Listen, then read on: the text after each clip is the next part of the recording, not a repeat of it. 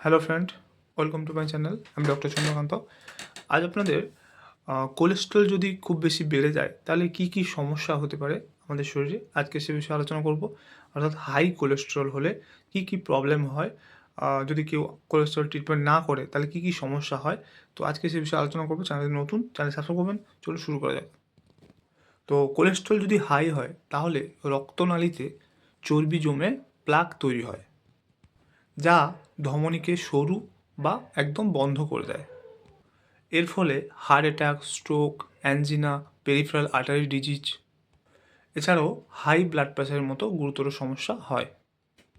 প্রথম যে প্রবলেমটার কথা বলবো সেটা হচ্ছে অ্যাথেরোস্ক্লেরোসিস, যেখানে কি হয়, ধমনীর দেওয়ালে চর্বি এবং কোলেস্ট্রল জমে ধমনী শক্ত এবং সরু হয়ে যায়।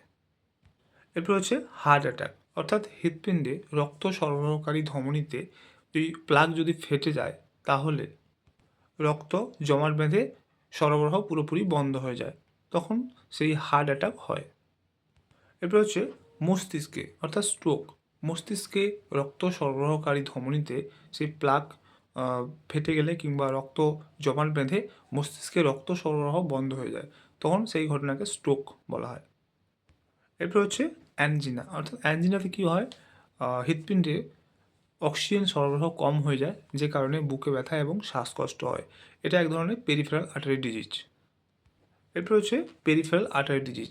এখানে কি হয়, হাতে পায়ে যে ধমনী সেটা সরু হয়ে যায় এবং হাঁটার সময় ও ব্যথা হয় এবং বিশ্রাম নিলেও ব্যথা হয়। এরপর হচ্ছে হাই ব্লাড প্রেশার, অর্থাৎ ধমনী যদি সরু হয়ে যায় তাহলে রক্তচাপ বেড়ে যায়, তাহলে রক্তনালীর আরও বেশি ক্ষতি হয়। তো এতক্ষণ আশা করি জানলেন যে কোলেস্ট্রল যদি বেশি হয়ে যায় তাহলে কী কী সমস্যা হতে পারে। তাই কোলেস্ট্রল অবশ্যই ঠিক রাখতে হবে এবং কোলেস্ট্রলকে মেনটেন করতে হবে। কোলেস্ট্রলের যেটা খারাপ কোলেস্ট্রল সেটা আমাদের এলডিএল কোলেস্ট্রল, এবং সেটা ম্যাক্সিমাম ভ্যালু হচ্ছে 140 উপরে গেলে সেটা হাই বা বেশি বলে গণ্য করা হয়। এবং কোলেস্ট্রল কত রয়েছে সেটা জানার জন্য যে টেস্ট করা হয়, যে ব্লাড টেস্ট করা হয়, সেটা হচ্ছে লিপিড প্রোফাইল। কোলেস্ট্রল প্রতিরোধে কী কী খাবার খাবেন এবং কী কী নিয়ম মানবেন।